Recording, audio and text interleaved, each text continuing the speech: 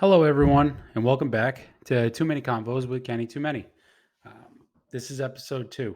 Uh, episode two, we're going to discuss self worth and self improvement. Um, Personally, I wouldn't say I'm an expert on it. I've been working on it for most of my life. I continue to work on it. You fall down, you get back up. Sometimes you feel less than what you should, and sometimes you feel more. I'm still a work in progress. I think everybody is throughout their whole life. If somebody tells you different, they're delusional or they're a liar. I'm, I'm kidding, but uh, I think you can never. There's always a version. There's always a better version of you that you can continue to make. Not saying you're terrible, you're bad, or you shouldn't be happy where you're at, but I think you can always improve um, yourself in many different ways, shapes, and forms. Um, a few good quotes I like to start out with. Seems kind of corny, kind of like the poems in episode one, but tough times don't last, but tough people do. That's especially pertinent to my last few years, both personally and professionally.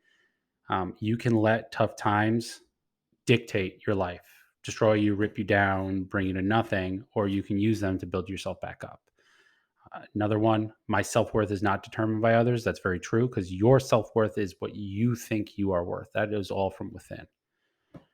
Um, Onward and upward is something I always say. And I accept the mistakes that I make and I grow from them. That seems kind of obvious, but not playing the victim card all the time. You make your own mistakes, and sometimes mistakes happen to you due to other people's decisions. Regardless, you can use them and all their lessons and grow from them to be a better person. There's different levels of self worth and self improvement. And there's different ways that they can be changed and or affected. Starting with worth, it's all within you. It's in your heart, it's in your mind, and it's in your soul.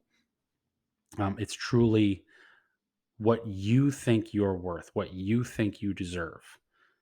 Some people psychologically are born with a better disposition of feeling better about themselves than others. Um, I fall into the latter category, and I have to work on it. How your self-worth can be affected is both outside and inside influences. But just so you know, your self-worth isn't dictated by anybody else but yourself, regardless of how it feels. Um, if somebody says something to you that hurts your feelings, there is some semblance of what they said already existing inside of you. So you already feel that thing. So say if somebody calls you fat, if you don't think you're fat, you're not gonna feel any way about it. F that guy. That doesn't matter to you. But if you think like, hey, I think I'm overweight, or hey, I think I'm a little fat, that's going to affect you. And you're going to be like, that person hurt my feelings. But in all actuality, those feelings come from inside of you and you hurt your own feelings. That's what I mean. Like your self worth is entirely within your control. It can be influenced and affected, but it is entirely in your control. And the inside influence is like obviously talking down on yourself and negative feelings and negative thoughts and whatnot and bringing yourself down. But that can also be the other way around. But then there's like things like depression and whatnot, and medication and therapy, and those things can help. But your self worth is already always dictated from inside, and also your self worth can come from your experiences and how you were raised as a child when you're very impressionable, and those things can lead to issues as you're an adult when you're working through this stuff, trying to figure yourself out. So you need to take that into effect as well as if you're a man or a woman or whoever you choose to identify for that matter, your worth is placed differently, I think. Um, and I don't want to get into a he said, she said type of geopolitical bullshit argument, pardon my French, but you do see it where the stereotypical stuff, a woman's self worth is for childbearing and homemaking and whatnot.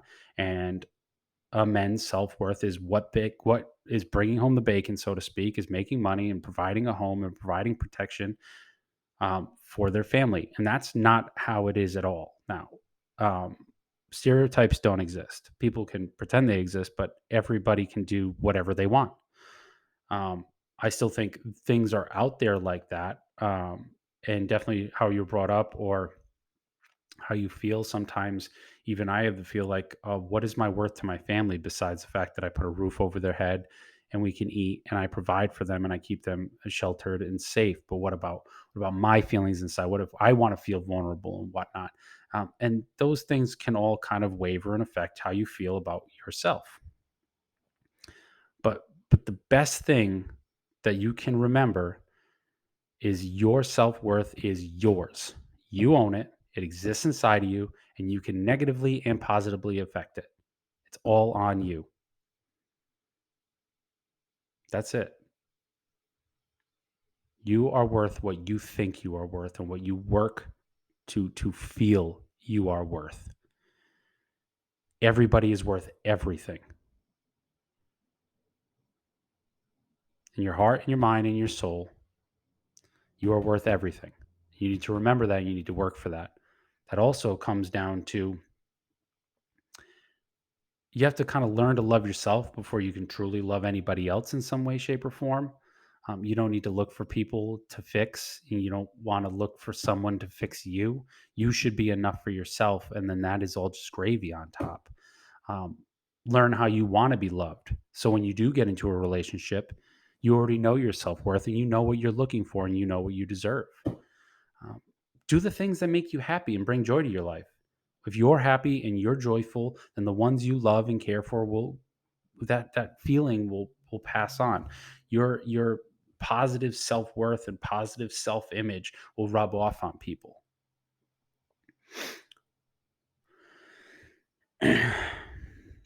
And just know that negative stuff is always going to happen and you're going to have to fight through trials and tribulations to make sure that it doesn't bring you down. It will, and things happen. But remember, you are always in control and you can always bring it back.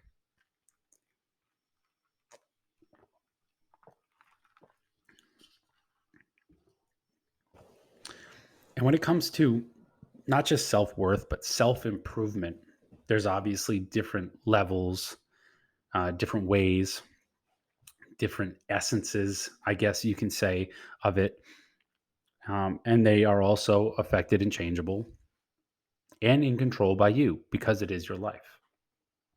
Because you can improve your mental, your physical, your emotional, your professional items in your life. You can do that because you're in control. You are the one making the decisions and creating these outcomes. And so you have those conversations with yourselves or with your friends or with your family. Like, I wish I was smarter. I was thinner. I wish I was stronger. I wish I was more successful. Just do it. Like Shia LaBeouf says, just do it. Just do it. It's your life. You're in control. You make those decisions. Is it easy? No. It's not always going to be easy. It's not always things cost money, things take time, things take energy, but anything worth doing is worth doing right. If you want to be smarter, keep your mind stimulated. Reading, continued learning, puzzles. I do Rubik's cubes, multiple different types of Rubik's cubes almost every day, multiple times a day to keep my mind stimulated so I can keep going, so I can be better. There's all different sources of continued learning. Um, You've got there like if you can go back to school. Honestly, you can take classes. You can pay by the class. You can go back to college. You can do those. There's very dry reading. You can find self-help books if you want to learn anything, dummies guides. I've got a bunch of professional help books over there. It's dry reading, but it's helpful. Let's see, like Spin Selling, The Challenger Sale, Clients for Life, Strength Finder. Uh, what's another one? The Oz Principle. These are all things that can keep your brain stimulated and keep you learning even into your older years. It's not always as simple as just going to school. You can do it. And it's just keeping your mind stimulated and growing your ideas and thoughts. Talk to people who are smarter than you. Talk to people who are richer than you. That's You can keep it stimulated in such ways that you can keep getting smarter, keep learning new things without it being a traditional school time, like learning structure. For your physical, lift weights. You want to be stronger? Lift weights. You want to not be out of breath. You want to lose a little weight. You can do combination cardio. You can run. You can get a bike. You can swim. There's so many ways. CrossFit, hit training. There, you can build a at-home gym. You can go to the gyms because then you're working on your social battery as well. There's so many ways, and all you have to do is start and keep going. If you watch any YouTube video or any workout type of thing, they say, hey, you don't have to keep going at this pace, but don't stop. So if you're running and you're out of breath or your legs hurt, don't stop and take a breath, but slow down, slow it to a jog, slow it to a walk, but don't stop doing it. You can get discouraged and then you will hit plateaus, and sometimes you need to change it up, and obviously diet comes into that. But once again, it's your body. You are almost in 100% control of how you want to form your body to be. Obviously, medical issues withstanding, but I mean, for instance, I'm not trying to make this about me, but for instance, is I've lost I've lost a ton of weight a bunch of different times. In 2013, when my daughter was born, my second daughter was born, I weighed 250. I got down to 190. So that's a 60-pound loss right there. I ballooned back up to 240. I got down to 175. That's another 60 plus pound loss right there. I ballooned back up to 215. I'm currently down to 199. That's a 15-pound loss, and I'm still losing. Like I've lost. You can do it. You don't need to do it in such a kind of fashion like I did, but you can do really anything you want to. You just have to put the time in. That's the problem. It's time and energy. And in this day and age and everything, everybody wants it now. I want this now. Like JG Wentworth. It's my money and I need it now. Well, you need to put the time in if you want good results. Like I said earlier, anything that's worth doing is worth doing right. Uh, when it comes to like emotional self improvement, uh, that's it's sort of like taking care of your mind and your soul and your heart at the same time. It's taking care of your feelings. So therapy is always a big one. Journaling, journaling something I do. I used to do therapy when I was younger. Just talking to people, anybody that wants to listen. Obviously, you don't want to put too much on your friends or family, but anybody who's willing to listen, just talking things out, even if it's not a conversation, as most of this just venting. You got to face your fears and you got to face your past, good, bad, or indifferent. Whether it's something traumatic that happened to you, whether it was a death, whether it was a big loss of a job or a loss of a friendship or a divorce. Um, I mean, it could be anything. A big financial loss. You got to face those things because they are part of what make you you. And facing them and learning from those mistakes is a form of self improvement. um, Facing your fears. Your fears are what hold you back, and they hold you back physically, but they also hold you back emotionally, because you're not going to try to do something if you're scared to do it. Um, but you should. It sucks and it's challenging, but doing something you're scared of doing um, will help you grow as a person. Um, you hear growth happens outside of your comfort zone. That's basically what I'm talking about. But this is more on the emotional level. Journaling is great, getting all of your ideas and feelings and whatnot out there. But I would say overall, like therapy is probably, obviously, if anybody knows, is probably the number one thing for helping you understand and improve your emotional intelligence and your emotional well-being. And the last one I really wanted to discuss for self improvement was professional self improvement, and that's sort of what I've been focusing on the most, um, as well as physical, lately. um, Reading, like I said, with keeping your mental strong and improving. Reading the professional books, the stuff that I was just talking about, like Clients for Life and Spin Selling. Find books about what you're interested in, what you're passionate about doing for work, and read them. Retain the information. Talk to people who are smarter than you. Talk to people who are richer than you. Mentorship programs, networking events.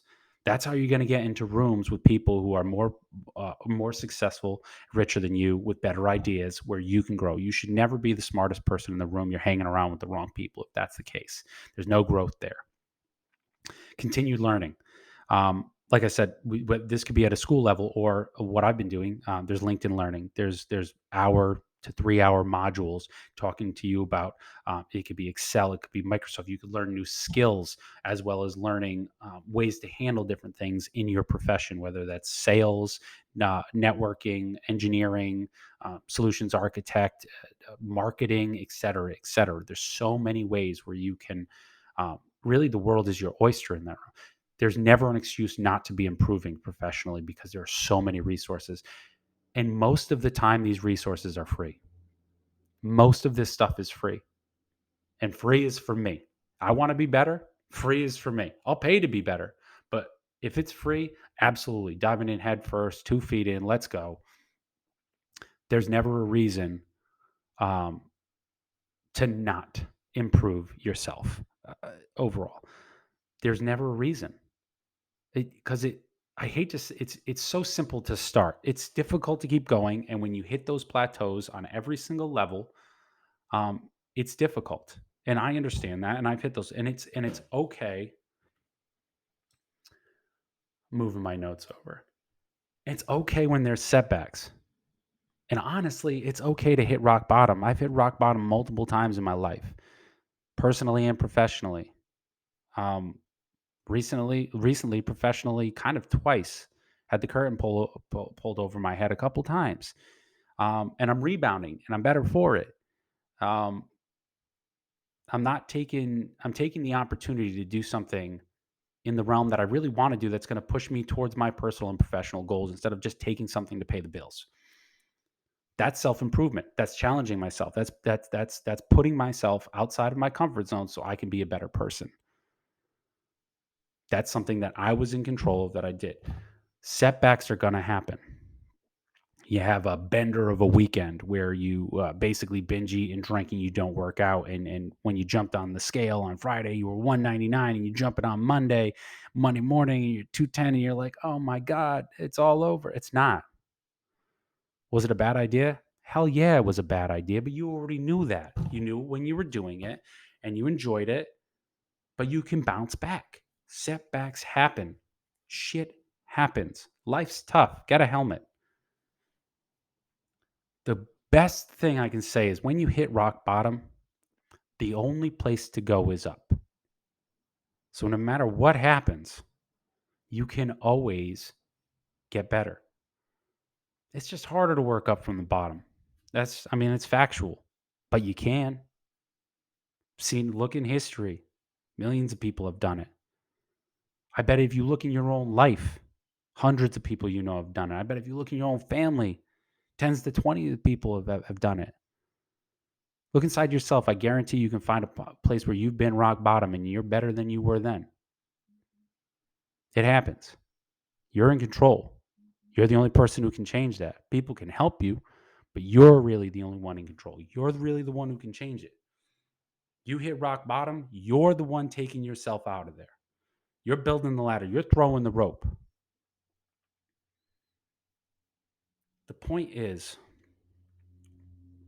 kind of end this off, is with self worth and self improvement, you are the key.